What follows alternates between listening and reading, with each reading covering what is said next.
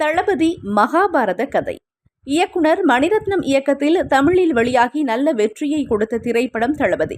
இந்த படத்தை பொறுத்தவரை அனாதையாக ஒரு வீட்டில் வளரும் ரஜினிக்கும் மம்முட்டிக்கும் இடையே நட்பு ஏற்படுகிறது.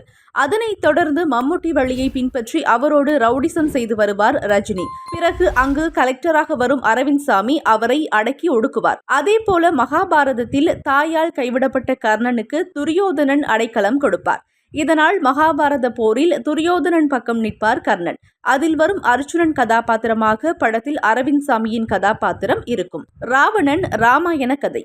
தனது தங்கையை அவமானப்படுத்தியதற்காக ராமனின் மனைவியை ராவணன் கடத்துவதுதான் ராமாயணத்தின் மையக்கருவாக இருக்கும். அதனைத் தொடர்ந்து பெரும் படையை ஈட்டி ராமன் ராவணனுக்கு எதிரான போரை நிகழ்த்துவார். அதேபோல மணிரத்னம் இயக்கிய ராவணன் படத்தில் விக்ரமின் தங்கையான பிரியாமணியை கொலை செய்து விடுவார்கள். அதனால் கோபமடைந்த விக்ரம் பெரும் போலீஸ் அதிகாரியான பிருத்திவிராஜின் மனைவியை கடத்துவார். ராமன் பெருப்படையை கொண்டு போர் தொடுப்பது போல பிருத்திவிராஜும் தனக்கென தனி படையை உருவாக்கி போரை துவங்குவார். ராயன் ராமாயண கதை. ராவணன் திரைப்படம் போலவே ராயன் திரைப்படத்திலும் ராவணன் கதையை தான் அடிப்படையாக கொண்டிருப்பார்கள். சிறுவயதிலேயே தந்தையால் கைவிடப்பட்ட ராவணன் தனது தம்பி, தங்கை, அம்மா அனைவரையும் அவர்தான் கஷ்டப்பட்டு வளர்த்தெடுப்பார்.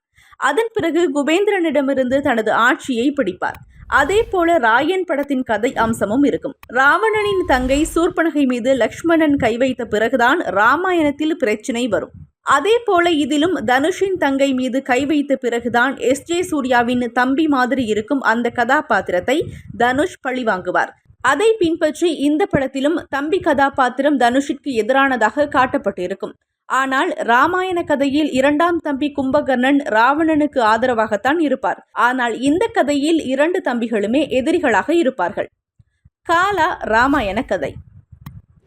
ராமாயண கதைக்கும் காலா படத்திற்கும் நெருங்கிய தொடர்புண்டு. காலம் காலமாக வட இந்தியர்களால் தென்னிந்திய மன்னர்களை தோற்கடித்து அந்த இடத்தை பிடிக்கவே முடியவில்லை. எனவே கதைகளின் வழியாகவாவது அந்த இடத்தை ஆண்டதாக இருக்க வேண்டும் என்றுதான் ராமாயணத்தில் ராவணனை தென்னிந்திய மன்னனாக உருவாக்கினார்கள். ஒருவேளை ராவணன் தன்னுடைய நிலத்திற்குள் ராமரை வரவே விடாமல் தடுத்திருந்தால் எப்படி இருக்கும்? அசுரன் என்பது ராமரின் கூட்டத்தாருக்கு அருவருப்பான விஷயமாக இருந்தாலும் அது ராவணனின் கூட்டத்தாருக்கு அதுதான் வாழ்க்கையாக இருக்கும்.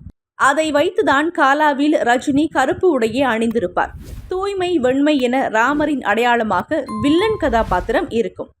சலார் மகாபாரத கதை.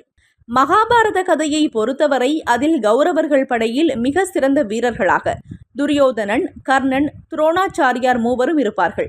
பாண்டவர்களால் அவர்கள் மூவரையுமே நேருக்கு நேர் கொள்ள முடியாது. எனவே வஞ்சனையாக குறுக்கு வழியில்தான் அவர்கள் மூவரையும் கொள்வார்கள். மகாபாரத போரில் பாண்டவர்கள் அழிய முக்கிய காரணமே துரியோதனன் கர்ணனின் நட்புதான். இந்த நிலையில் ஒருவேளை துரியோதனனும் கர்ணனும் எதிரியாக இருந்தால் எப்படி இருக்கும்? அவர்களுக்குள் ராஜ்ய தகராறு வந்திருந்தால் எப்படி இருக்கும் என்பதுதான் சலார் திரைப்படம். இதில் துரியோதனன் கதாபாத்திரத்தில் பிருத்திவிராஜும், கர்ணன் கதாபாத்திரத்தில் நடிகர் பிரபாஸும் நடித்திருப்பார்கள்.